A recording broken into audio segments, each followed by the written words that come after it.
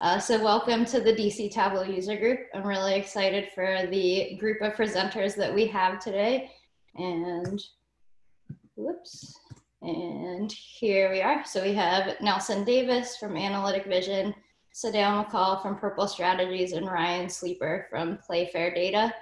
I'll be doing just quick little introductions, but that's going to be our order for tonight. So if you haven't followed the DC Tug, we're on Twitter now. We're going to be posting about upcoming meetings, job postings, data events in the DC area, although right now everything is virtual, so probably data events worldwide at this point. And then just any other announcements that we might have going on. There are 2 jobs that were sent to me since our last meeting. So if you're looking for a job in the DC area in Tableau, Green Zone Solutions and then Bloomberg and Arlington are both hiring. You can find the links to these jobs if you go to dctug.com/jobs.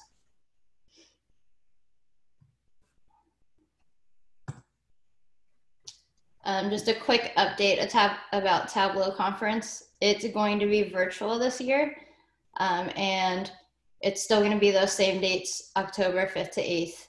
You can find more information at the Tableau website. They haven't really released a whole lot yet, but I'm sure that in the coming weeks there will be more.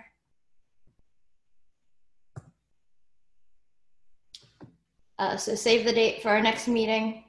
So I put our next meeting all the way out in November because I know that in September, a lot of people are probably going to be figuring out how to get their kids back into school at home. And then in October, we'll have the whole week of virtual Tableau conference. So I pushed it out to November. I don't have the presenters quite lined up yet. I have some tentative ones, but it's going to be all about design and user experience and formatting. And you can already register for it now. That way it's in your calendar and you don't miss it. So that's at our user group site, which is down there at the bottom. And I can put all these slides, or I guess all the links into the chat since it looks like we're asking about that. So I'll do that as soon as we move on. All right, so with that being said, we have our first presenter, who is Nelson Davis. He is the founder of Analytic Vision, and he's going to be talking about a little bit about their company and their culture, hiring, mentoring, and learning more about Tableau. So I'll hand it off to Nelson. Thank you, Brittany. Can everybody hear me?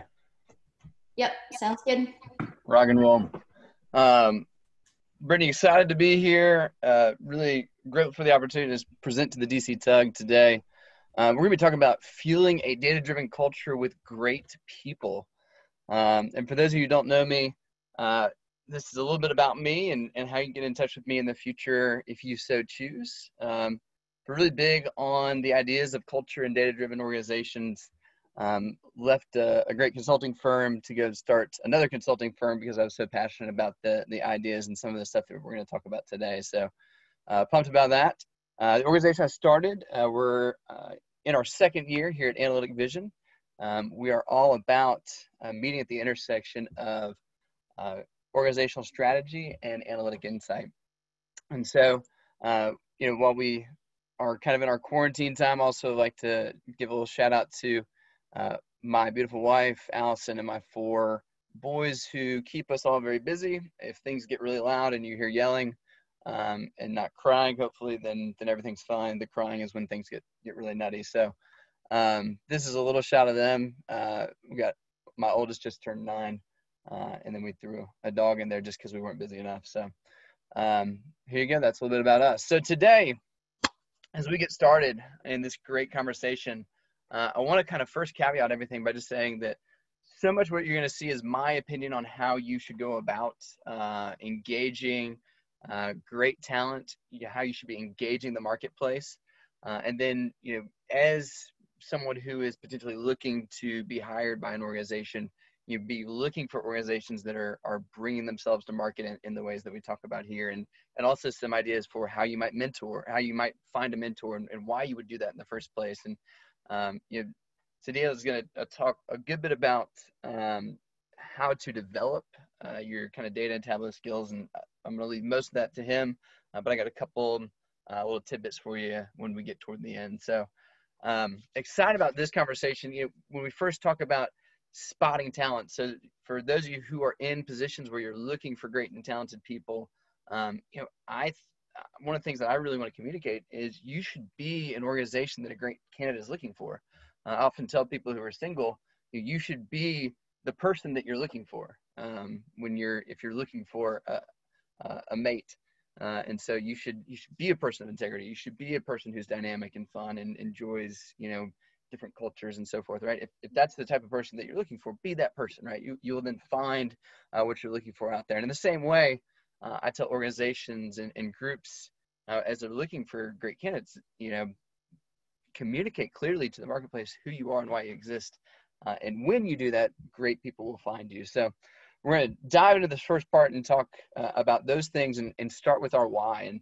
And, I hope many of you on this call have read this book or at least watched this video from Simon Sinek that talks about what, how, and why, and the golden circle of these three things. And to boil Simon's message and video down really rapidly, he makes the point that so many organizations and so many of us who do things, particularly in the technology space, we start off with what we do. We start off with the idea of, we build dashboards. Hey, we do analysis, and then some of us even know how we do it. There's some sort of process that we have that allows us to get to success consistently in some form or fashion, or allows us to kind of say, we've got our proven methods or whatever that may be. But so few organizations, so few groups, so few teams really have a why behind what they're doing. And what Simon found, and Simon comes from the space of marketing, but what he found was that when he started with talking about why an organization exists, why a group does what they do, and then they explained and followed that with how they do it, and then the what almost became immaterial, because what we do is we resonate with people who share our why. And he talked about Apple versus Microsoft. When you go back to the Steve Ballmer days when Microsoft was really abysmal, and compare that to Apple with Steve Jobs, Apple was fanatical about talking about their why.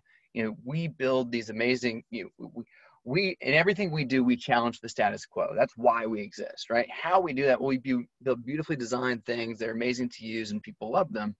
What is it that we do? We actually build laptops, and we build computers, and we build, iPods and iPhones and so forth, right? But the what just became a symptom of why they exist in the first place. Compared that to Microsoft, they would talk about, how many gigahertz their processors had, and, how fast, how much RAM a computer would come with. It was a lot about what they were building.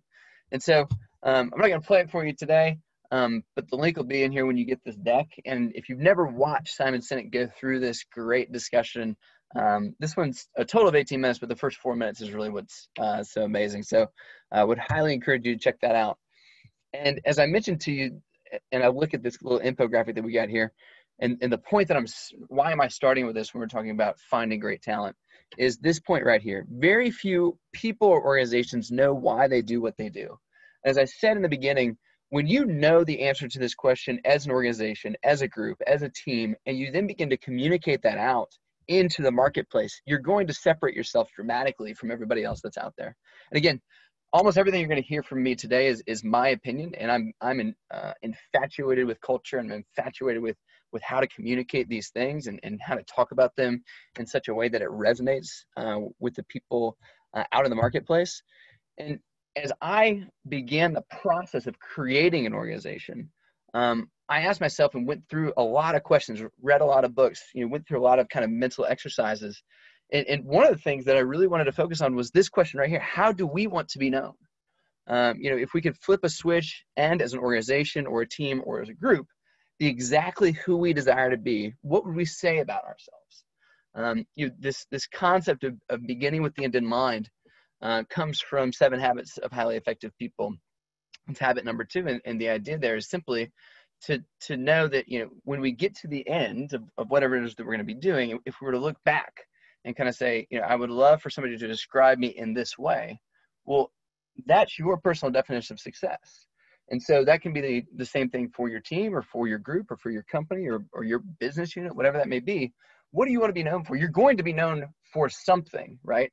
Whether we want to recognize that as truth or not, we're all going to be known in some form or fashion. Some of us are known for excellence. Some of us are known for great design. Some of us are known for being the thorn in the side of IT, or being the thorn in the side of business, or enablers of business, or being amazing at helping our organization go further faster, right? We're all known for something, but what is it that we want to be known as? And so I love this quote, you must know yourself to lead yourself, and you must lead yourself before you can lead others. And we think about, in our organization, we have a big focus on creating leaders. And it's just an idea here of knowing who we are first before we go out and try to lead anybody else. And these things are true for organizations just as much as they are for people. Again, as I was building this organization and beginning to think about who do we want to be? How do we want to communicate that to the marketplace? I read a great book by a gentleman named Andy Stanley called Visioneering. And Andy talks about 4 things when you begin to think about the vision of who you want to be and how you communicate that. He says, in order to share your vision convincingly, you must be able to state 1, the problem your vision addresses, along with 2, a solution to that problem. Furthermore, 3, you must be able to give a compelling reason why something must be done, and 4, why it must be done now. Until you can address those 4 issues clearly and simply, you're probably not ready to begin talking about your vision. And again, you're saying to yourself, why are we talking about vision so much? Isn't that the job of my company? Isn't that the job of my organization? And I would say, if your organization is doing a great job of conveying the vision of the organization and hammering on it day after day and communicating that to the marketplace, and everybody knows what your organization is about, then yeah, it is the job of your organization. All you have to do is find alignment to it. The reality is that most of our organizations are not doing a great job of this. And so it becomes incumbent upon us as part of the leaders of teams or the communicators, are the ones who are kind of looking externally out, to be able to communicate to the marketplace, hey, here's who we are, here's what we're about. Don't you want to be a part of this, right? And so again, kind of fleshing this out just a little bit more before we get to kind of our vision, we want to be able to say to the marketplace, what is it, or to the constituents or the stakeholders that we have in our organization. We want to ask this question: what do the clients of our organization rely on our team for? Why do we have to exist, right? And then I think sometimes it's also helpful to ask an interesting question in the reverse direction, right? If we were to disappear, who would miss us and what important things would go undone, right? As you begin to answer these questions, again, this helps you to decide and to, again, message and communicate why your organization exists. And again, why are we doing this? Because when the right candidate hears this, when the person whose values align with our values, or our organization's values, or our team's values, our group's values, it's going to resonate. They're going to say, man, I would love to work at a place like that. That sounds like a place that, it sounds like those are the type of people that, I'd love to be a part of that. And again, going back to just the idea, we want to be, if we want great talent, we want to be a place that attracts who we're looking for. And so here in our organization, we have this as our vision. And our vision is to simply equip and inspire the next generation of data and technology leaders. We pull that apart in so many different ways, but those words, equip and inspire, we thought about, using the word build, but in so many ways, people are already kind of building their careers and so forth. It's unfair of us to kind of say we're building these people, but what we can do is we can equip. We can help people go further faster. And, it's part of this is to both support and to challenge, right? That's part of the inspire piece for us. And, it's one thing to do great work and to do great analysis and so forth, but it's a whole other thing for us to think about how do we help push the next generation of data and technology leaders. And so we talk about things like servant leadership and building a high trust culture. This is kind of the long, running on sentence of what we're about as an organization. But ultimately, our goal is to help organizations thrive by fueling data-driven cultures, both internally at our organization and also externally for the clients that we serve. And so, my point here in sharing our vision with you is to simply say, when you communicate everything you do should be, coming off of this kind of core focus or this vision that you have as an organization. Your vision is kind of this thing that's way off on the horizon that you're running towards, and the goal is that it should be big enough that you never actually get to realize the vision fully, but you're running towards it as if that's kind of your North Star as an organization, as a group, as a team.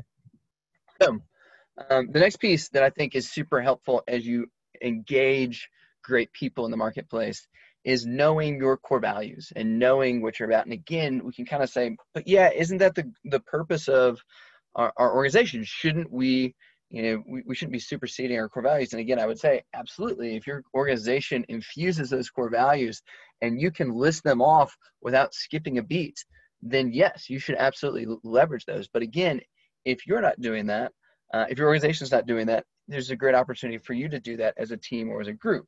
And I would also say too, I think that there is an ability inside of the data and analytical parts of organizations to go a little bit above and beyond on the core values. And here's what I mean by that is, an organization can kind of have their own core values, but when it comes to the data side of things, there's a core value between, do we value governance over democratizing the data, or do we value kind of putting data in the hands of people, and seeing IT as more enablement?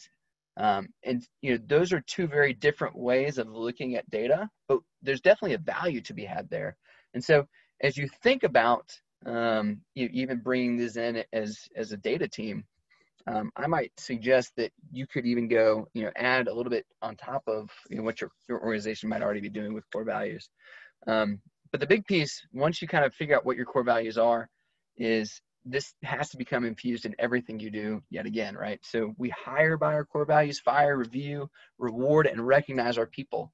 We always want to be aligning back to these things. And again, why are we doing this? This is, once somebody's come into your organization, this is how you remind them of your why. Your value should kind of be reflecting that why when you come back.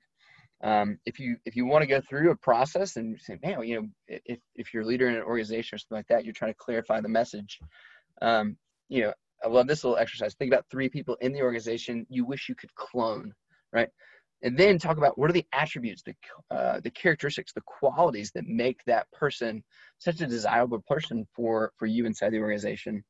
And then you kind of bring that down and then think about it, kind of stew on it for a while, kind of come back to it a couple different times.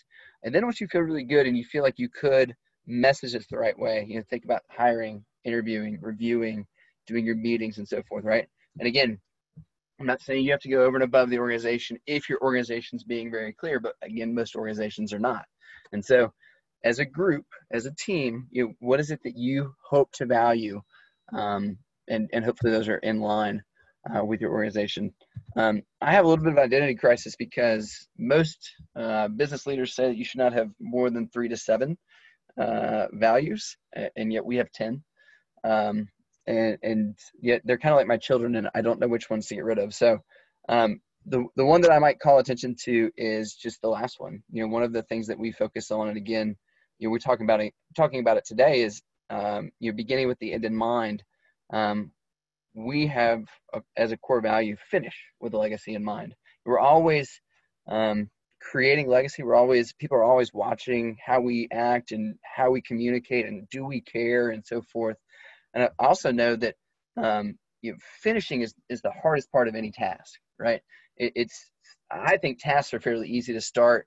It's fairly easy once you get in the groove, but man, when you get to about 90% or 95% of the way through something and you're tired of doing it, finishing the drill is the hardest part of it.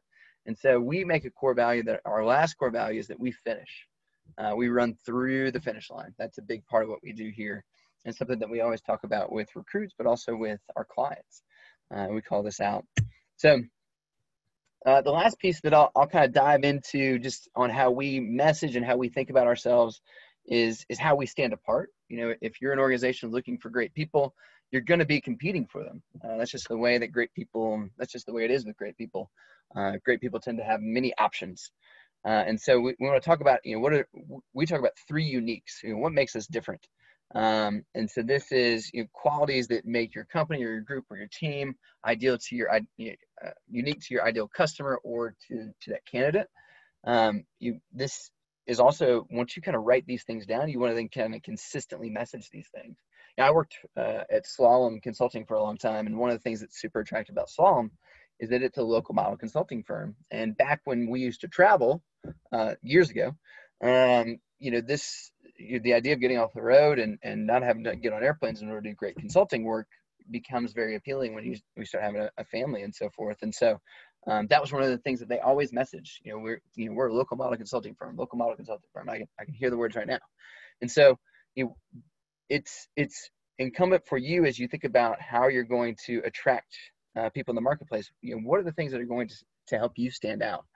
And think about, what is it that you want people to be saying about you? And again, for us, these are our three uniques. We talk about, we're based here in Atlanta, and so we talk about serving with hometown hospitality.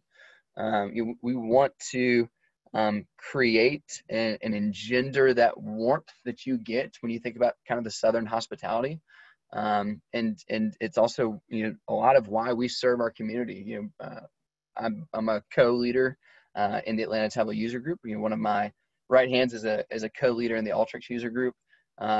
We see the community as a primary stakeholder for us. And then another thing, for us, we talk about, we pour into our people so our people can pour into their clients. And then we build complete solutions that bring vision to technology. And so these are the ways that we go about messaging externally, and internally too. We want to be this to our people as well, and make sure that they know how to talk about our organization and how we set ourselves apart.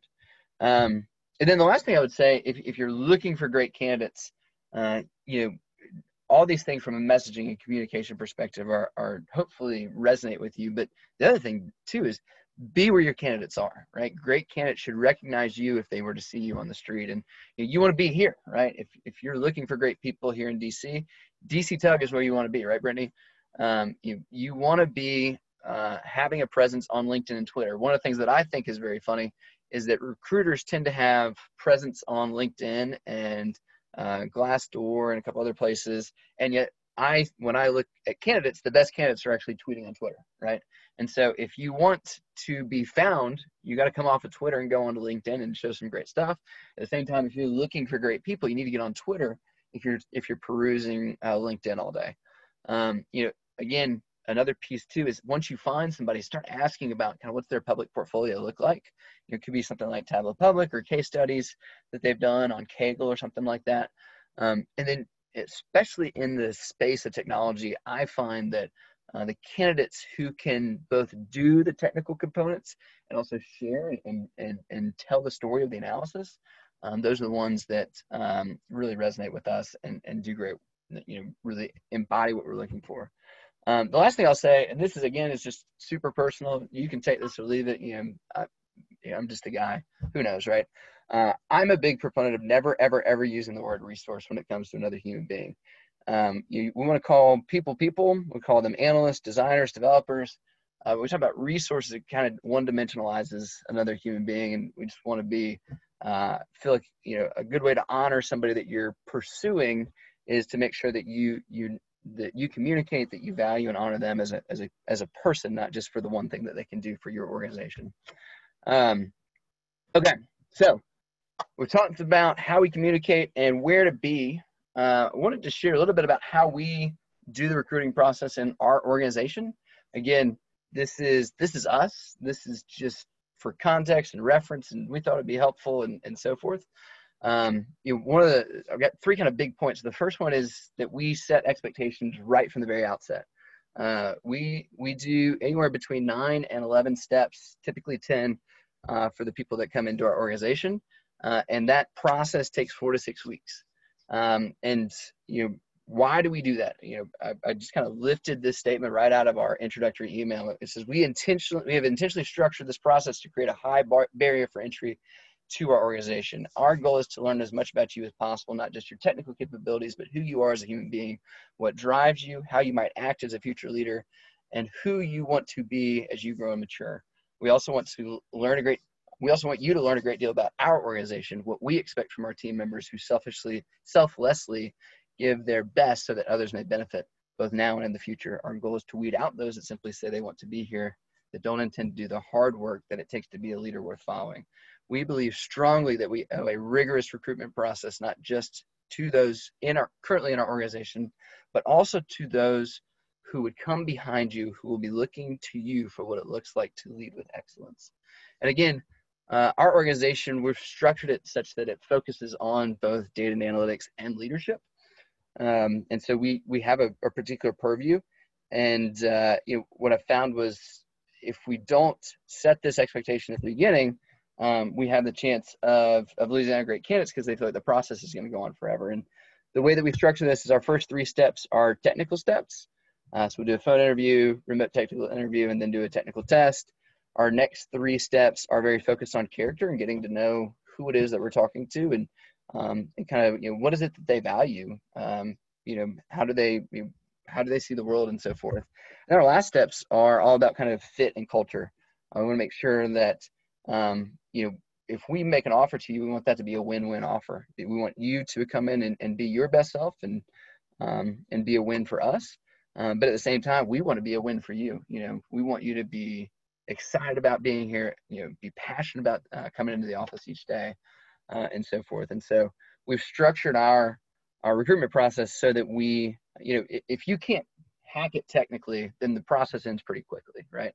If we realize that there's a mismatch on character, and that there's some things that you've got kind of an arrogant feel about yourself or something like that, it's not going to go well, right? And then ultimately, the last piece is that, we're looking for people that want to be leaders, and it's kind of like finding a diamond in the rough.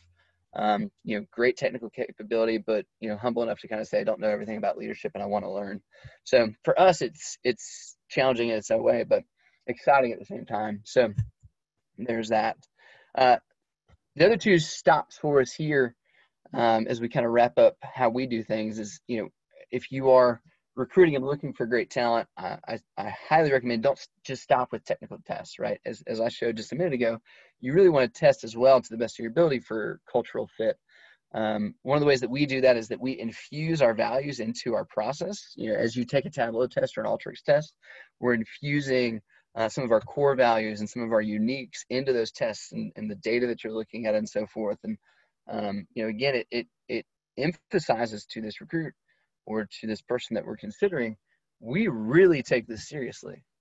Everything we do sends a message. We know that, and so we try to think about, what's the message that we send here, what's the message that we send here. Again, it goes back to that brand that we talked about in the beginning. Everything you do conveys branding and legacy, whether we're aware of it or not.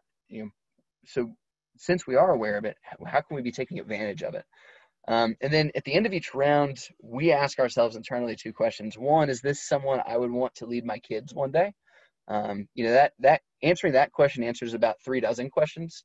And then 2, is this someone I want to go on a trip with and enjoy being with outside of work? One of the things that we look forward to being able to do one day again is going on an annual trip as a group, as an organization, to celebrate the great work of the year. And you want to be with those people. These are people that you don't just want to be tolerating. And then the last thing that I would kind of suggest, kind of at a high level, is talk about comp early. A couple of reasons for this. If you're not in the same ballpark, you'll save each other a lot of time. I've been on both ends of that conversation. Certainly one is kind of saying, well, hey, this is what the offer is, and people being like, well, you're not gonna make another $100,000 over here. It's like, well, best of luck to you, right? And then on the other end of it, I've been looking for the job and kind of realizing, oh my gosh, you guys are talking about about 50K less than I'm thinking about. And so you can save everybody a lot of time by sharing ballpark what we're talking about in the beginning. And when you do that, just recognize, this is not an offer letter, but it just helps you know whether or not this is going to be worth everybody's time. And then the last thing that we do is we communicate as a part of our process that over the course of their time with us and over the course of their career, we hope a paycheck is the least valuable thing that we give them. At the same time, we also recognize that it's an important part of making sure that people are valued and they're able to take care of their family. That's a bunch about us. These last 2 kind of components about mentoring and about how to grow your skill sets will be much shorter. So A couple things on mentoring. And I'm a huge proponent of mentors. Again, we've talked about it from the beginning here, but beginning with the end in mind when it comes to the mentor as well, right? So if you're looking for a mentor, think about what is it you want out of this relationship? What do you want to learn from? Is it on coaching on how to grow as a leader, balancing work and family, considering your career transition, wisdom for the journey ahead? I mean, there's so many things that you could enlist the help of a mentor for. I love to think about the fact that corporations have boards, and the board is supposed to be guiding the organization, guiding the C-level. The board is ultimately what the C-level is accountable to. And in the same way, I think it makes a lot of sense that we as people should have boards who are invested in us and guiding us and making sure that we're going in the right direction. So you want to think of mentors potentially as even personal advisors to you. And because of that, I really encourage authenticity, vulnerability. If you're not willing to talk about how you failed or what went wrong and how you are going to own aspects of that with your mentor, then you shouldn't waste their time. If you're going to kind of keep things at a surface level and not really allow a mentor to kind of step in and be helpful, that's not going to be worth your time or their time. And so you really want to look in the mirror and kind of say, am I willing to be vulnerable with somebody and let somebody into parts that maybe I wouldn't let everybody else into, right? This can be a special relationship in that way. Another thing that I would say too is I'm a big proponent of, when it comes to a mentor, that you go and you look for people who are at least 5 to 15 years ahead of where you are in their career. You want somebody who's a season ahead of you. One is if you're trying to figure it out together, that's a little bit of the blind leading the blind. It's not to say that the people that are your age aren't worth talking to. We'll talk about that actually in just a minute. But it is to say that if you're going to enlist a mentor, I think it's really valuable to have someone who is a season ahead, who can kind of say like, hey, I've seen this. And a quick example for me, I've got a mentor who was a managing director at North Highland in Atlanta. They were there for about 15 years and they left about 6 years ago. So this is a general manager of a large, well-known consulting firm who's become a personal mentor to me. And when COVID started happening, I reached out to him, within days, and I was like, hey, Mike, what are the things I need to be thinking about, looking for, so forth. And he gave me a list of about 7 or 8 things. And I tried to execute on most of them, didn't do a great job, but everything that he said was right. And it was because, not only did he survive and was leading through the Great Recession, but he actually reminded me that he was a leader when 9/11 happened. And so he had kind of gone through 2 cycles of kind of an immediate downturn that was kind of somewhat unexpected. And it was just really interesting to be able to have that wisdom. And if I'm talking to somebody who's a peer, I just won't be able to get that. And so I say here, you're kind of looking for Yoda, someone who's seasoned and has wisdom that they're willing to share with you.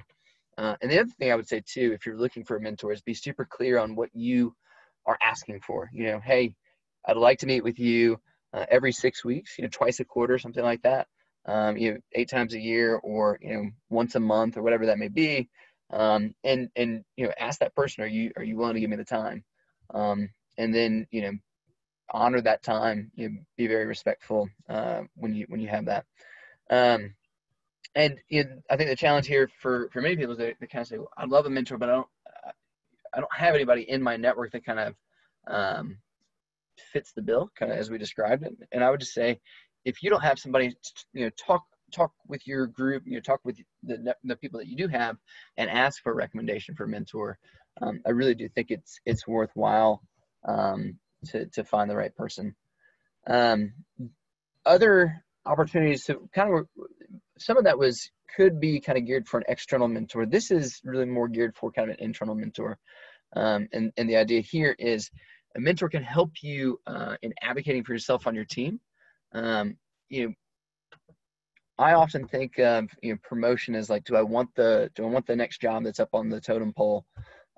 Is that something that I would be excited to be 2-3 years from now, or 4 or 5 years from now, whatever that looks like. And so you constantly be looking above you in the organization. If you wake up one day and realize you don't want any of the jobs that are above you in the organization, it's probably time to start getting your resume together. And that was one of the reasons that I ultimately left the organization I was with previously, was I kind of looked up and felt like I didn't really want to be any of the people that I saw above me. I wanted to do it differently. I wanted to do it with a different foundation. And so that's what I ultimately did. And then the last one, and this is what we were talking about a minute ago, is there is an opportunity, to have somebody who is a peer to you. So, we talked about your mentor should be somebody older, a season ahead. I think it's really valuable to also have someone who you see as a peer who can help you, that you can work together with, a peer on your team you trust to work through problems or interview work together. One of the things that I really caution against, we have a big phobia in our organization against gossip, because gossip will tear an organization apart.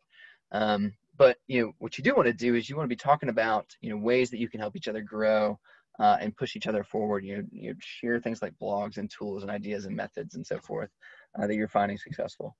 And then the last little bit here is on developing data skills. And like we said, this is going to be talked about more in just a minute. But as an organization, we'll be hiring people who are learners. If you as a person are not really interested in growing, don't be surprised when the organization asks you to leave because they've kind of moved forward.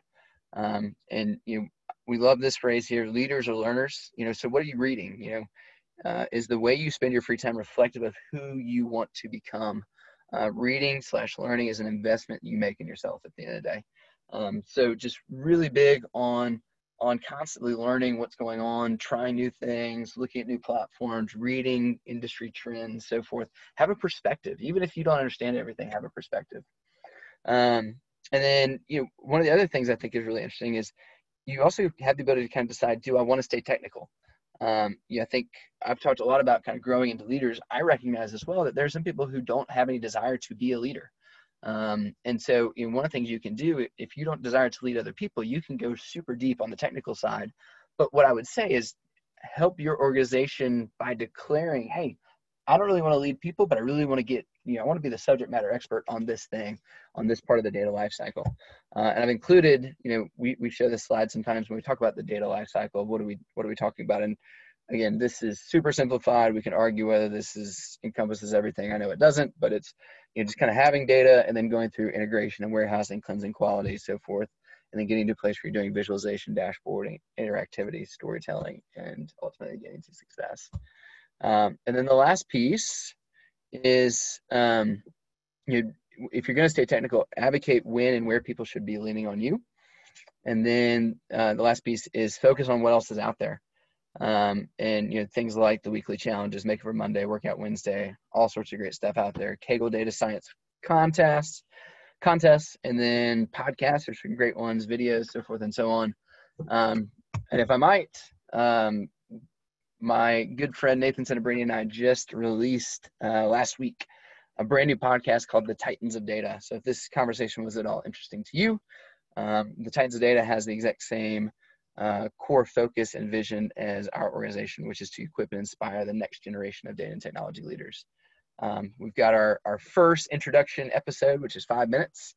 You can go and QR code that bad boy right there. It'll take you right to the website, and you can subscribe on Apple and Spotify, getting Google up there in just a minute. And we focus on the intersection of principled leadership and analytic insight, along with very authentic discussions of both success and failure for those trying to keep pace in data and analytics. So with that, I thank you. Really appreciate the opportunity to speak. And hopefully that was at least interesting to a handful of you. Awesome. Thanks. If anybody has questions, you can put them into the chat. I didn't see anything come through though. I also forgot to mention that slides will be available along with the recording later on, hopefully tomorrow or the day after.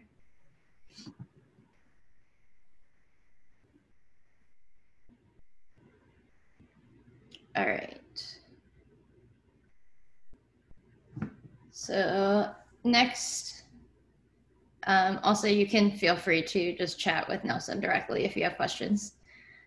So next, we're going to be having Sedale McCall up. He is a DC Tug member, so he's been attending our user group meetings. He also recently became one of the Tableau Public featured authors. So if you go to Tableau Public and then click on the authors, there's a group of newly inducted authors who are up there, and you can see some of his work. It goes to his Tableau Public profile. So he's going to be talking a little bit about learning Tableau and some of the things that he did. So I'll let you take it from there. Cool. Thank you. And yeah, the big shout out to all of the Tableau featured authors. It was a really cool, it continues to be a really cool experience. I know I still feel like I'm earning it, but pretty cool to be able to both earn it and have the title as well. So this talk that I'm going to be doing is on, full screen it. I call it knowledge versus power. It's more to be provocative, but it's the idea of how we use things like books and webinars and trainings, this talk here, whether or not those things are better for building up your Tableau skills versus using the tool, going in and actually building things. And obviously, you know, spoiler, how you can balance between them.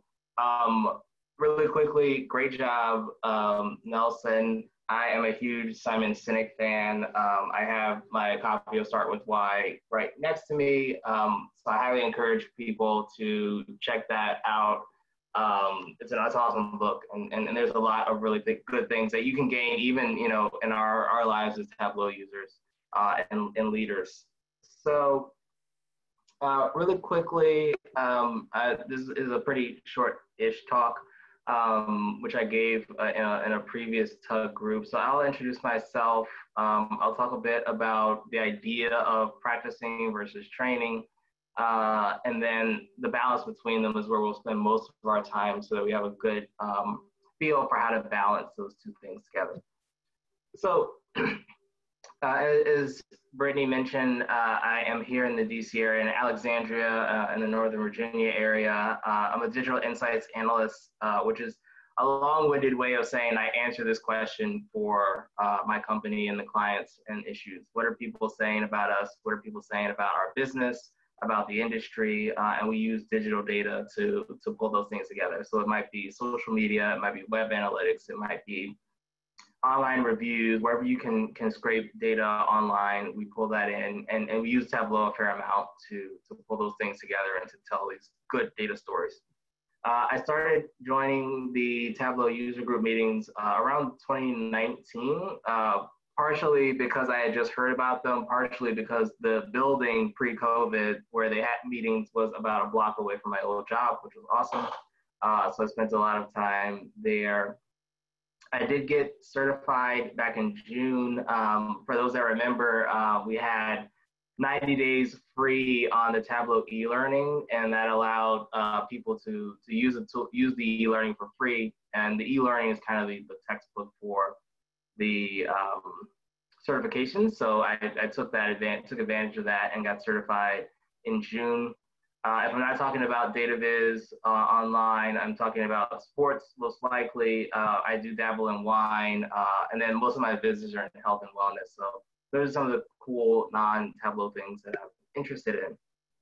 So this talk was inspired by a question I got on LinkedIn, but I think it's a moment that we all have. And so I built this talk to try to relate to people, because I know we've all had this moment in our journeys in Tableau.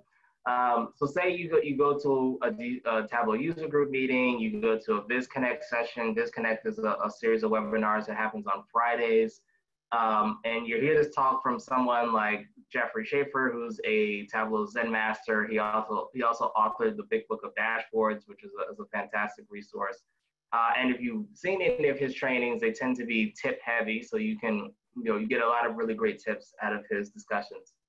So you watch his VizConnect, you're super inspired, and you know that this is going to be you now. You're going to just go into the tool and you're going to start making vizzes. Everything he said made sense. So obviously, once you get started, you'll just be able to recreate what he did and use it for your own gain. Unfortunately, you open Tableau and your Tableau window is as blank as the stare you're giving it because you are stuck and have no real way of recreating those visits. So what happened? How did you go from being inspired, listening to this talk, understanding everything, to trying to go into Tableau and really getting stuck almost before you get started? A lot of that has to do with this knowledge versus power tension. And for me, it's the idea of how much energy you're putting into webinars and trainings and things like that isn't matching up with the energy you're putting into the Tableau, which is causing a bit of a disconnect. So we'll spend a few moments here talking about how to make that a little bit better. So when I say training versus practice, I'm really focused on how to convert some of that energy from your webinars into actual practice. And I really like this meme. Don't worry about reading through all of them. At the end of the day, you should always be practicing. There's another one for any musicians out there where equally at the end of the day, you should always be practicing. But my first tip is figure out the things that absolutely must be second nature. There are some finance folks, business consultants.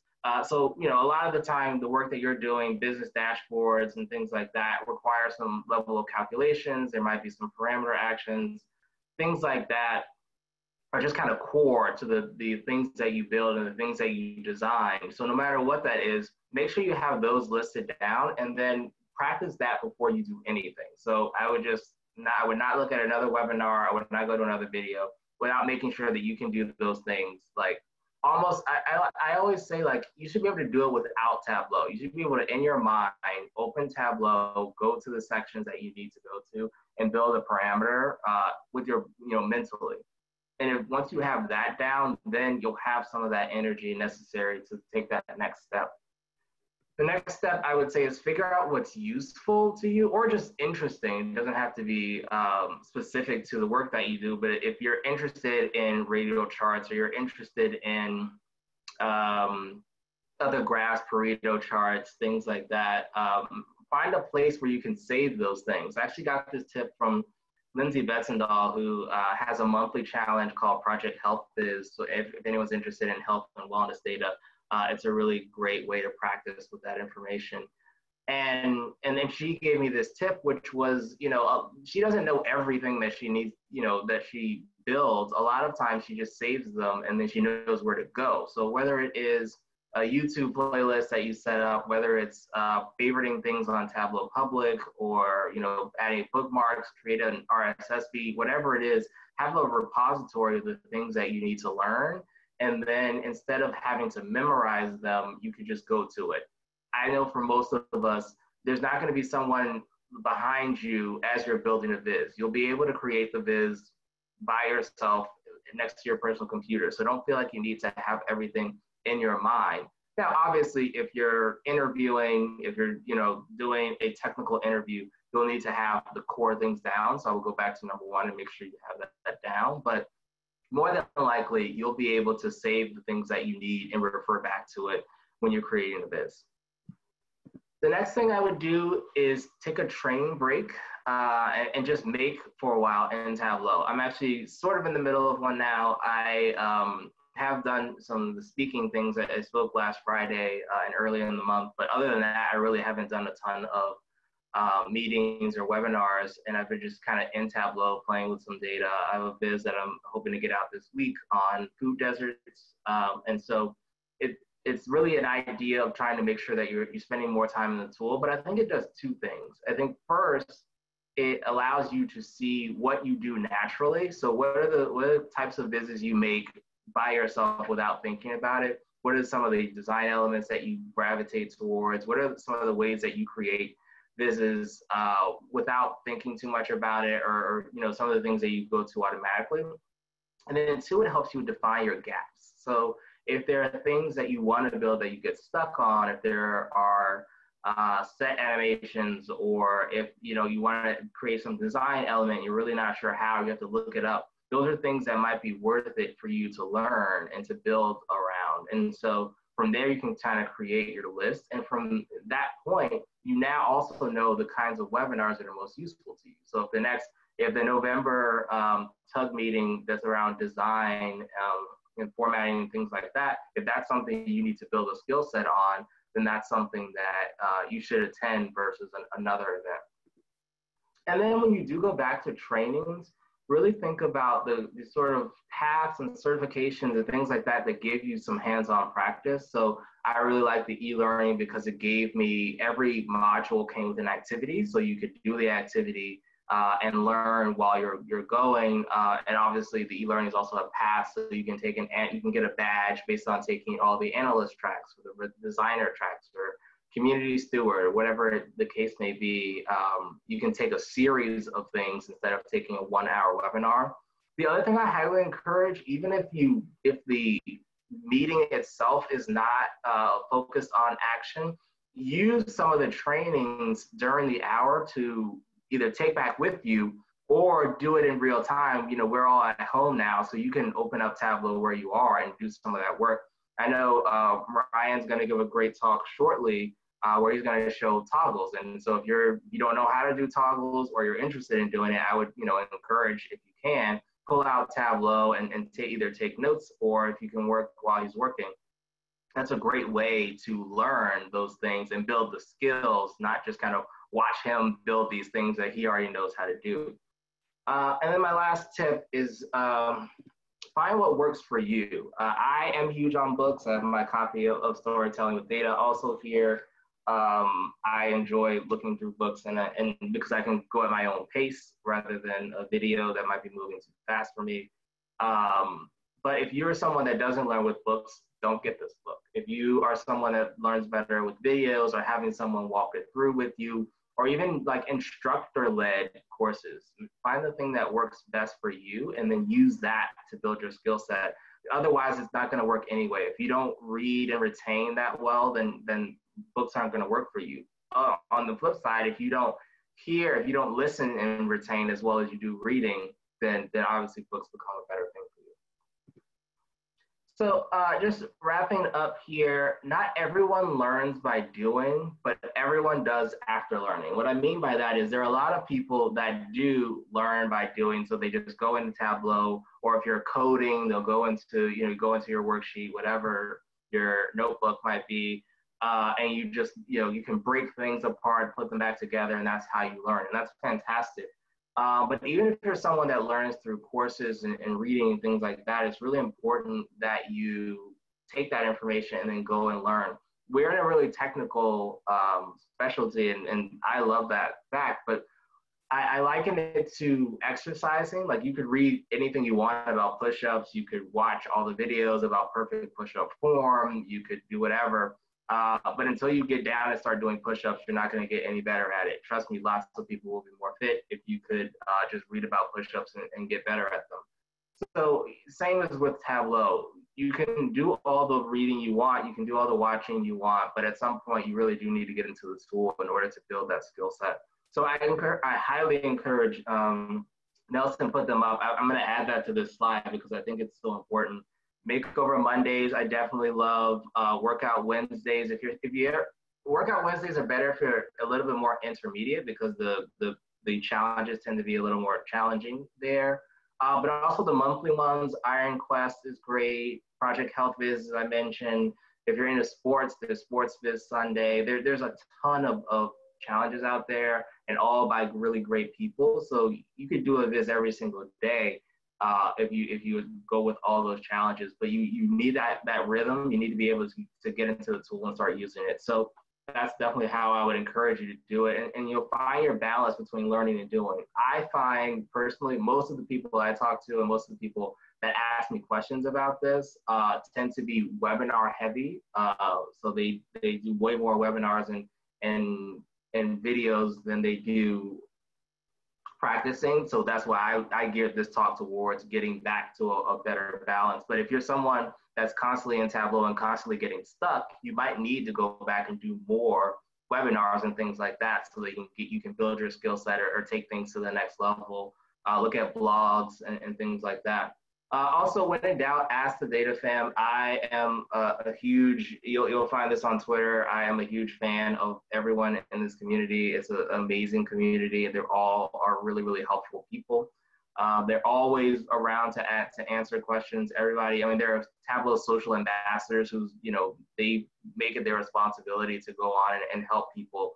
And if you didn't hear, you don't listen to anything else in this talk, know that I'm a resource for people. I was chatting with a few folks about the mentoring meetup. So if you're interested in mentorship, definitely connect with me. I can connect you with the people doing that. I'm most active on Twitter, so you can find me at Sedale M. I am on LinkedIn, so feel free to connect with me there. I do hop on LinkedIn a few times a week. And as Brittany mentioned, also on Tableau Public. I'm continuing to build my profile there and make sure that people can kind of see my viewpoint on Tableau Public. So I think that's all. I think I'm close to time, so but happy to answer any questions as well. So thank you guys. Awesome. I don't see any questions yet, but if you have any questions, please put them in the chat. But I really liked your point about doing what works for you. I have a lot of people that send me emails who are like, how did you learn Tableau? And it's like, well, the way that I learned it isn't necessarily what's going to work for you. Exactly. So I feel like that was a really good point to make. Yeah, for sure. All right.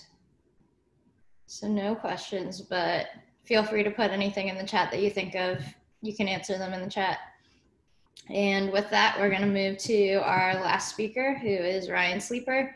He is a former Zen master and the founder of Playfair Data, which also releases a lot of just how-to blog posts, tutorials, all sorts of things. So if you're looking, to learn more about Tableau, that's a really great resource. And then, of course, Ryan also has his book. So I'll hand it over to you. Yeah, Washington, D.C., how are you? Yay. All right. To recreate that. First of all, I just wanted to thank you for your time hanging out with me at 7 o'clock Eastern. Hopefully we can make this worth your while for hanging out with us. I feel like I know so many of you in Washington, D.C., so it's just kind of like hanging out, talking Tableau with some friends. Wish we could do it in person, but we will make the best of it. So I am going to, actually, let me do some shameless promotion, but I'm here today speaking in support of my new book, Innovative Tableau. This is 100 different tips, tutorials, and strategies, all desktop. Of those 100 chapters, 45 of them are made up of these kind of short 3-chapter sequences or series. And I just love the stuff so much that I came up with another series, which is how to make toggles in Tableau. If you're just getting started in Tableau, I might also recommend my first book, which is called Practical Tableau. Just kind of shows you some of the capabilities, and it's more of an introduction. But let's toggle off the book promotion because this presentation is all about toggles. And there's not much to look at behind me, and this is a very tactical presentation, unlike the first two. I'll just be very heads down, kind of looking at the keyboard and showing you some things on my screen. So I'm going to turn off the video, but I'll come back for questions if there are any, and I will share my screen instead. All right, so first of all, I wanted to show you what I'm talking about in regards to using toggles in Tableau, because you might not be familiar with this capability. So I've got this Tableau public visualization. By the way, I just want to second those comments from Sedale that Tableau Public is just such a fantastic resource, both to learn and to create a portfolio. So this is Tableau Public. If you haven't seen it before, this is a visualization called Where's Ryan that tracks my speaking engagements for this year. Calendar looks very different than I expected this year. This is also my first presentation since February that wasn't canceled or postponed. So take it easy on me. I'm a little bit rusty. But what I wanted to show you on this Tableau Public presentation is this toggle in the top right corner. So right now on the map of the US, each red circle represents a speaking engagement, and you can use this toggle in the top right corner to toggle the past events on. And I've actually spoken in DC before, but it has been 7 years. TC 13 was the last time I was there presenting in person. So I'll have to make this happen again sometime soon, Brittany. But that's what a toggle is. I'm gonna show you 3 different techniques to create a toggle in Tableau. I believe that one of these three will be a fit for you regardless of your skill level. So I'm going to start kind of intermediate, show you what I would consider the most traditional toggle switch in Tableau. Then I'm going to take it back and show you a very easy way to make something very similar. And then we'll do a little bit more advanced to wrap up this session. But first of all, before I show you how to do that, I want to talk a little bit about where to get these images in the first place. First of all, of course, you can make them yourself in a design system such as PowerPoint, or you can do some design in even PowerPoint. I'm sorry, I said PowerPoint twice. Photoshop is what I meant, or PowerPoint. But I'm going to show you a couple of easier ways because, you know, there's no reason to reinvent the wheel. I'm confident that somebody before you has designed a toggle that you can go incorporate, and you can use many images of toggles that are royalty free. So my first suggestion is just to Google toggle, and there's a tab for images.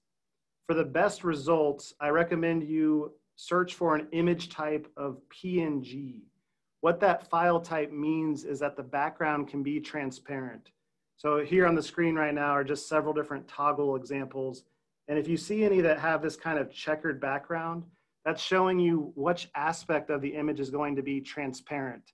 That will give you the most flexibility later on when you go to add it to a dashboard, because you can seamlessly integrate it in the background, kind of like we saw with this version. You can see it's got kind of a gradient red background in the back. That's made possible because of that transparent background. Otherwise, it would just look like a big block. So I Googled toggle PNG, and most importantly, if you're going to use Google, I highly recommend that you click on this tools button. And one of the tools is called usage rights.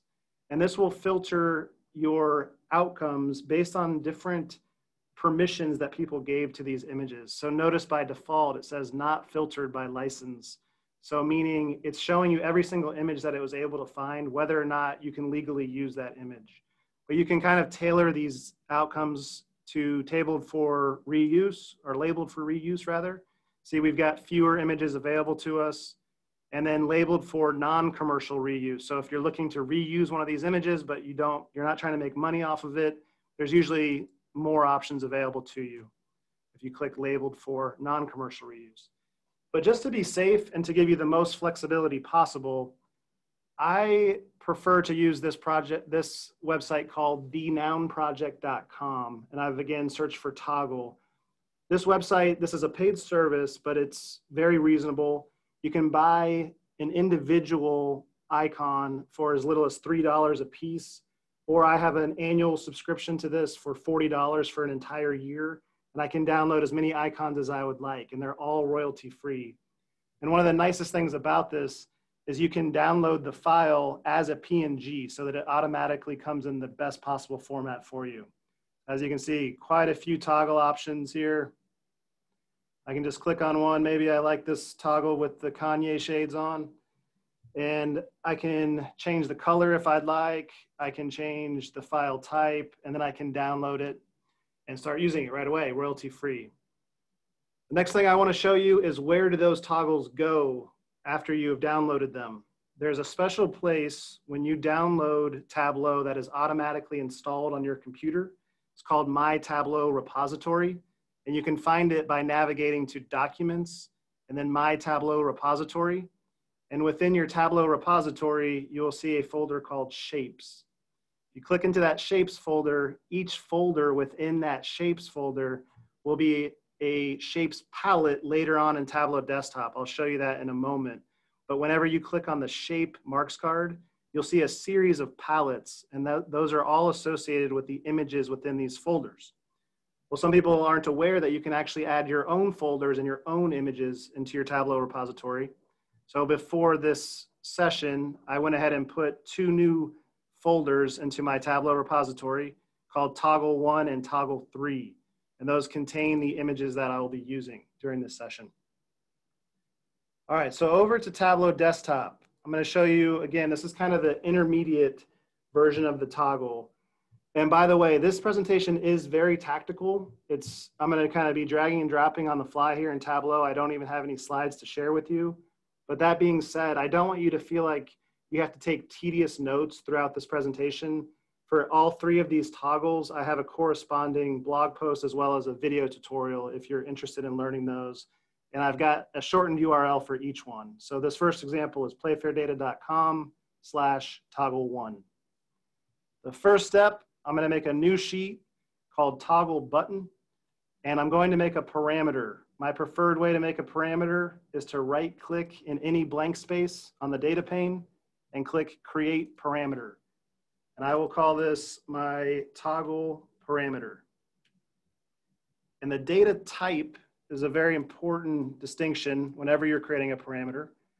For this first example, we're going to choose a data type of Boolean because there are only two outcomes. Either the toggle is going to be turned on or the toggle is going to be turned off. So we'll use true and false or Boolean values to represent those two outcomes. And I'll click OK. That's it for step number one. For step number two, because parameters do almost nothing on their own, I'm going to integrate that parameter inside of a calculated field to give Tableau instructions for what to do with the parameter value. Little shortcut for you, if you know one of the elements that you want to include in a calculated field, you can right click directly on it, hover over create, and click calculated field. That puts the field into the calculated field dialog, so it saves you a few keystrokes. And I'm going to call this one my toggle button. And another little tip for you, if you're ever making a calculated field that has only two outcomes, so either true or false, I like to use what's called the immediate if statement. So that is IIF is how that's abbreviated. Open parenthesis. And what I'm going to say is when this toggle parameter is false, I want the outcome to be true. And when it is true, I want the outcome to be false. That's what that calculated field says. If you're not familiar with this, the immediate if statement looks at the criterion before the first column. And when that is true, it produces the first outcome between the first and the second comma. When that is false, it produces the second outcome, which comes after the second comma. I know that this is very confusing. Our logic is kind of backwards and skewed, but trust me, this is going to work. But it is kind of tricky to wrap your head around it during this step. But that is the entire formula for this toggle button. It's actually fairly straightforward and a very elegant calculation, very streamlined code here. So I'll click OK, and I've got something called toggle button. To use that toggle button calculated field, I'm going to change the mark type on my view to shape. And then I'm going to drag the toggle button calculated field to the shape marks card. And you see a circle appear. I'll make that a little bit bigger. Maybe drag this out a little bit so we can see it. Get rid of my tooltips. Don't need that. And we see the outcome is false. Just to remind us the current value of the toggle parameter, I'm going to show that parameter so we can see that it is true. So remember, our logic is saying when this is true, make the shape false. This will make sense when we go to actually integrate this and start using the toggle, but essentially we want that to be opposite, that kind of difficult logic to wrap our head around, because we're going to pass the opposite value of the parameters, why we are doing this. But because the outcome is false and the parameter value is true, it might seem counterintuitive, but I'm going to map my on icon to the false outcome. And you can map shapes in Tableau by just double clicking on the shape legend. And if I use this drop down, I can choose a different palette. These are the palettes I was talking about that are in your shapes Tableau repository. And I've got something called toggle 1. I'm going to map the on position to the false outcome. Click apply, make sure it sticks, looks good. I'll click OK. I'm going to change the value of the parameter to false and map the off position because my parameter is false. So even though the outcome is true, I want to do the backwards logic. So that is true. And that's it for my toggle button. Now we need something to toggle. Hopefully you can use your imagination because this truly has infinite applications. Anytime you want to toggle anything on and off, you can apply this exact technique to what you're trying to toggle on and off. I had to come up with some example for this session. So what we're going to do is make a dual axis combination chart that has sales by month on the left. And then we're going to provide the ability to toggle profit ratio on and off on the right. So to do that, I'm going to throw together a quick chart that looks at sales by continuous month of order date. And I'll change the mark type to bar. That left side is going to always be shown. On the right side, I'm going to make a calculated field that uses our toggle parameter to toggle profit ratio on and off. So I need to make a calculated field. I'll call this profit ratio toggled, because we're not always going to see this. This will once again involve the immediate if statement, because it's either true or false. And I'm going to say when this toggle parameter equals true, then show profit ratio. When that first criterion is false, I'm going to show a null value. So there's the entire formula there. I'll click OK and drag this to the opposite axis to create a dual axis chart. We don't see anything show up yet. That's because our parameter is false. If we change it to true, we should see those profit ratio values show up. I'm going to change the mark type to line on the second axis and also remap these colors a little bit so that our toggled value stands out better. All right, so when it's true, we'll see profit ratio. When it's false, we won't see anything. And I'll call this my trend, just so I can find it later on. All right, to incorporate these and make them speak to each other and have our toggle button influence that right axis for profit ratio, I need to put these two things on a dashboard together. So over here, I'll make this a floating object and add my trend. Go to the layout to kind of center this a little bit better.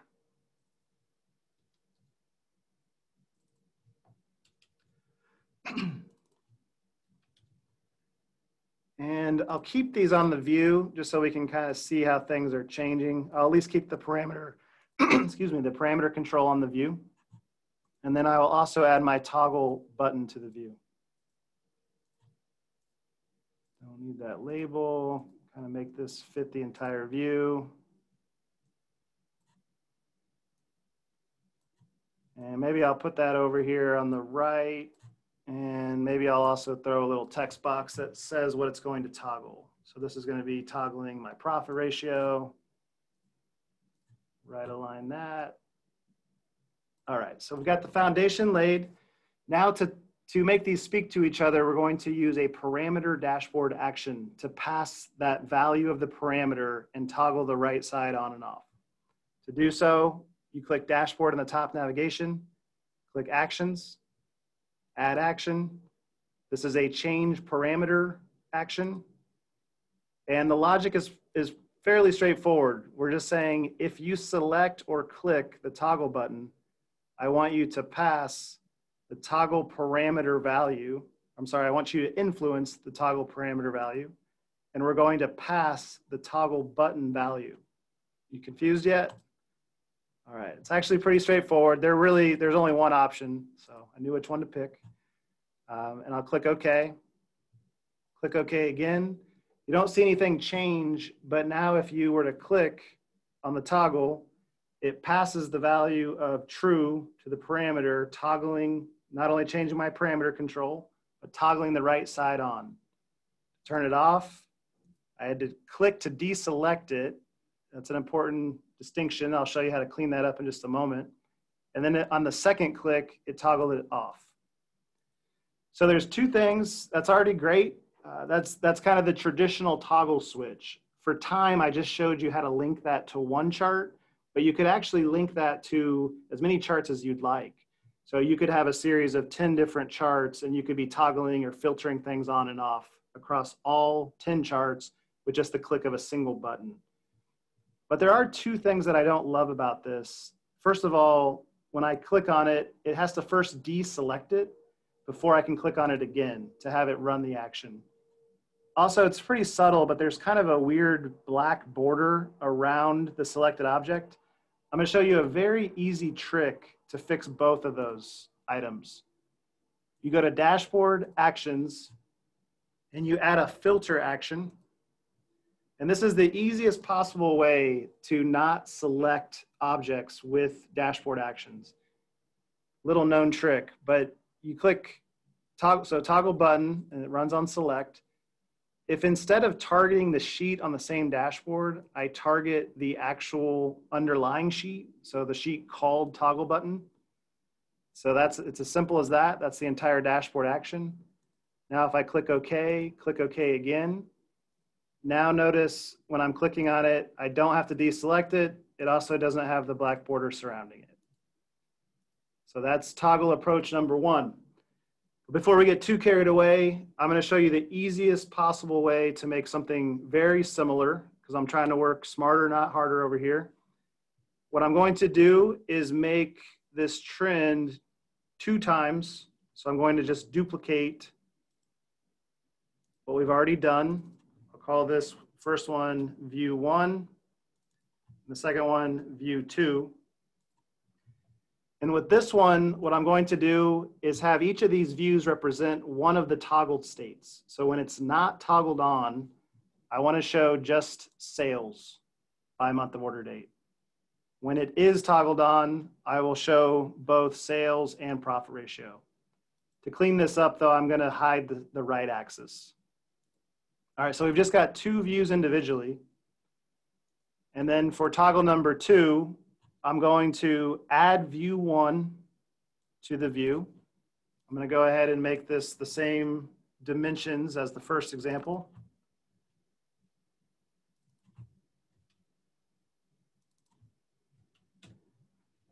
All right, I'm going to hide the title, get rid of some of these extra things that came over.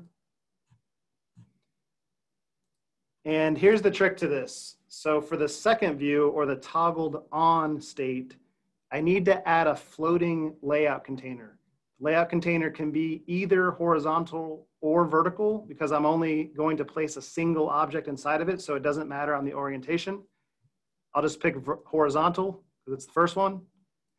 The most important thing about this is it needs to be the exact same dimensions and XY coordinates as the first view.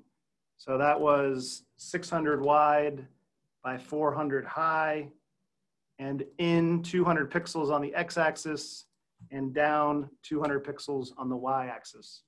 So notice it's covering it perfectly. Now I'm going to place view 2 inside of that layout container. Maybe you can kind of see where this is going. Notice at the title, you can kind of see view 1 behind it. I'm going to hide that title, but regardless, for best results, I highly recommend that you make the background of the layout container completely opaque. So I'm going to make it white and not transparent at all. That way it'll be completely covering view 1. To do so, here's yet another little trick within a trick. The easiest possible way to select a layout container is just to double click the gray rectangle for any of the individual objects within that container. So right now that gray border is telling me that that's an object. If I double click the gray rectangle, you'll see it turns blue. That's telling me that I've selected the entire layout container. One of the things you can do with layout containers on the layout tab is you can change the background and make it opaque. So I made it white, opaque, you can't see view 1 anymore. I'm also going to hide the title. All right, so here's where the magic happens with the easy way to do this. I'm going to select the container again and click this down arrow, because one of the options is I can add a show hide button. I add the show hide button, we've already created a toggle actually. So if I click the X, it gets toggled off. If I click the hot dog menu, it gets toggled back on. So that was a very easy way to make a toggle. Better yet, you can actually customize these images by editing this button. So when the item is shown, I can actually just pick the on Tableau toggle, and when it's hidden, I can choose the off toggle. And now that we've got this button, this acts just as its own object. So I can move it to a different location. I can change the dimensions of it. So I'll kind of put it in the top right corner again. And now I've made a very similar toggle to approach one, but I just did that with a show hide button. I even kind of like the aesthetics of this. When you hover over, it's got a little UX where it kind of shades and shows you you're hovering over, maybe implying that if I click on that, something's going to happen. That's a nice little extra bonus. That's the super easy way. That's the pro. The drawback to it is it's not as easy to integrate it with multiple sheets. So approach one is still handy whenever you have more than one sheet.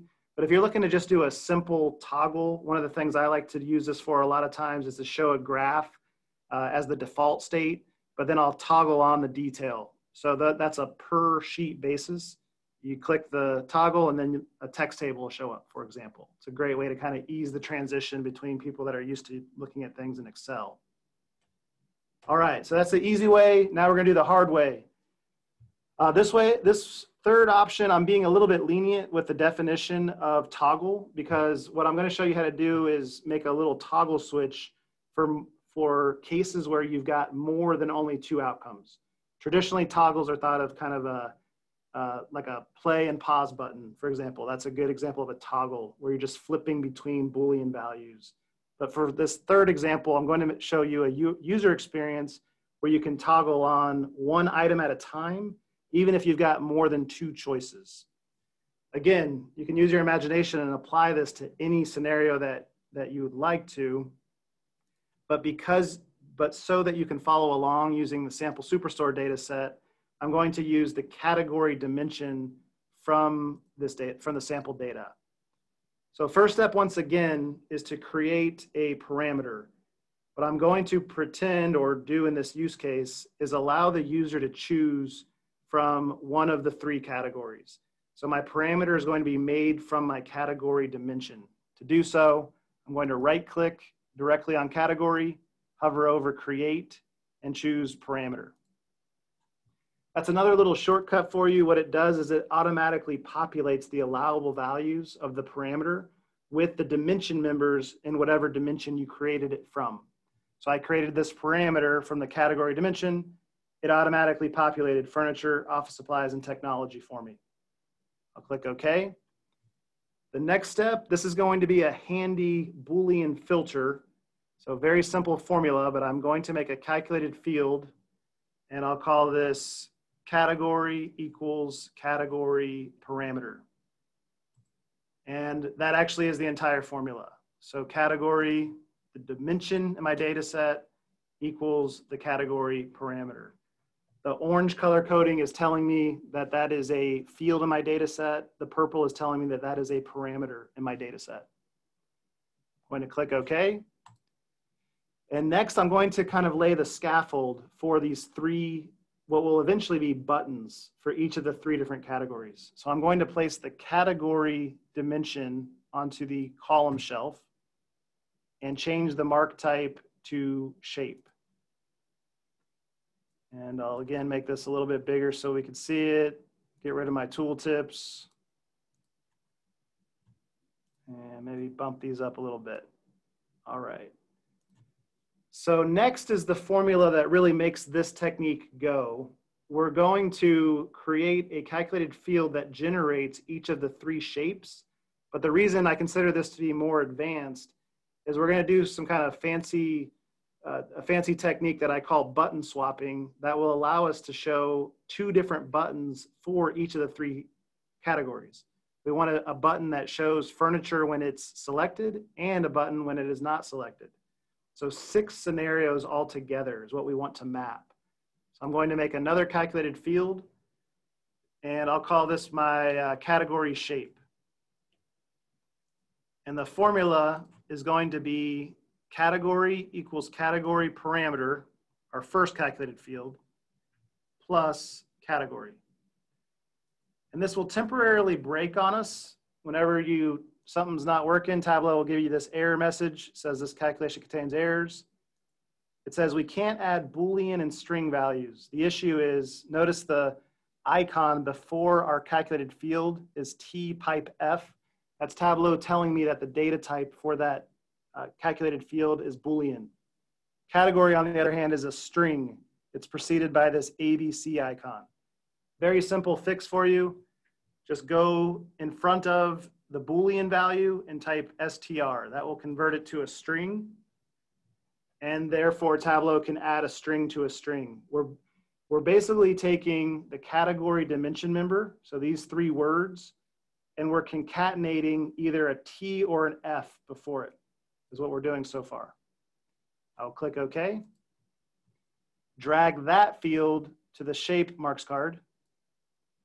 And now we've got some things to map. So notice, here's what I was talking about with that concatenation.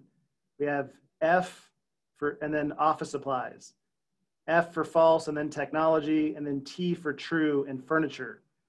You'll only see a T for the current value of this parameter. So furniture selected, therefore we see T furniture. I'm now going to map my custom shapes. I had another custom folder called toggle 3, and I'm going to just map these shapes. These ones, I admit, these weren't as easy to just go purchase on the Noun project. I did make these in Photoshop because I wanted this custom kind of rounded look and feel. But as you can see, I've got 2 different versions of each dimension member. One is blue for selected, one is gray for unselected. And I'm just going to go through here and map all of the different outcomes. So false office supplies, it's going to get the gray supplies button. False technology, it's going to get the gray technology button. True furniture, it's going to get the blue furniture button. I'll click apply just to make sure that I was able to see those. The font's pretty small. Looks like I'm doing good so far. So I'll click OK. Maybe make the size of these a little bit bigger. Perfect. While I'm here, I'm going to hide the headers. Actually, I'm not quite done, so I'm not going to hide the headers yet. I need to go through all 3 options, because as soon as I make a different selection, notice I now have 2 more outcomes that I hadn't mapped yet. So false furniture and true office supplies. So I'll go map those.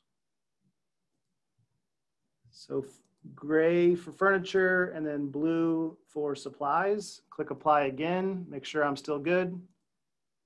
Go change my parameter to the final option, which was technology. And there's one more thing I hadn't mapped, that's true technology. So I'll go map true technology, click apply, and we should be in good shape. Just to do a quick quality check, I'll flip through the 3 and we should see the selected button move. Only one thing is selected at a time, and it's delivering the mapped shape for true. Now I can hide the headers and clean this up a little bit, get rid of some of my lines, get rid of my headers. Those are row dividers. I'll get rid of those. And this is going to be my category selector. Now we need to make a chart that this integrates with. Just for a quick example, I'll look at sales again by category and break it down by continuous month of order date. And here's where that simple Boolean filter comes in, the very first calculated field that we made for this technique. If I drop that onto the filter shelf, it will keep only, and select true here, it will keep only the line graph for whatever is selected in this category parameter. Right, so now you're probably starting to see how this is going to come together. I'll call this sales by category. Just like technique number 1, I now need to put these on a dashboard together and then use a parameter action to link that control sheet to the parameter. So this one was my sales by category. I'll drop that on the view and clean this up quickly. 600 by 400 and 200 by 200. And then I will put my category selector onto the view as well.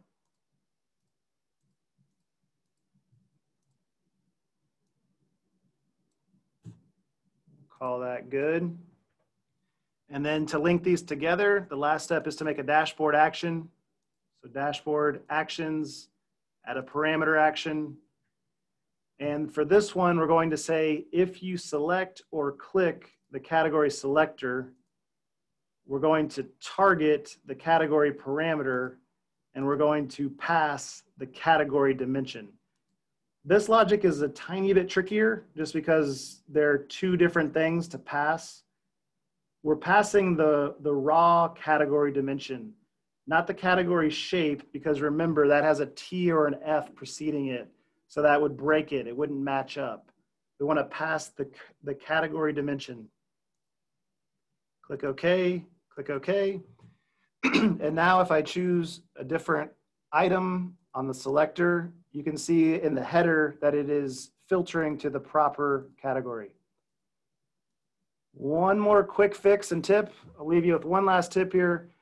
I went through the trouble of creating these awesome custom rounded buttons, but when I click on things, one of the side effects is it's highlighting it, and the other unselected buttons are too grayed out in my opinion.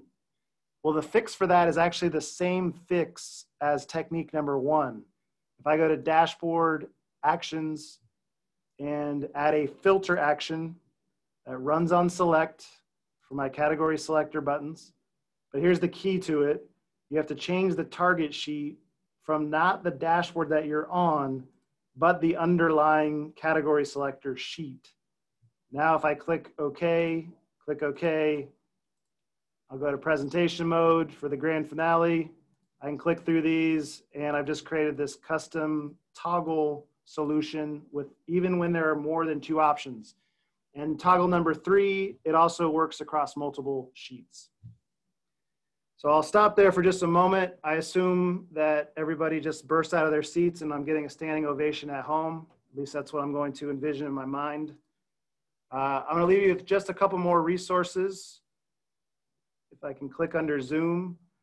Really the only thing I'm promoting is I've got my very first virtual training event. So if you're interested in learning more about this or seeing this in kind of this style, you can go to playfairdata.com/training and it will take you straight there. Relatively reasonable in my opinion. We've got, it's a great 4-day event, 4 3-hour mornings covering everything from fundamentals to technical features, dashboards and strategy, and then advanced. Everybody that signs up also gets a lifetime membership to our own Tableau training platform called Play Fair Data TV. So I'll stop there. I saw some chats come through. I'll see if there's any questions, but I really appreciate your time. Hopefully we could do it again in person sometime soon. Awesome. That was great. Yeah, everything in the chat is everybody applauding you. I don't see any questions. So I'll just wait for 1 second. Okay. And I'll also put up my ending slide.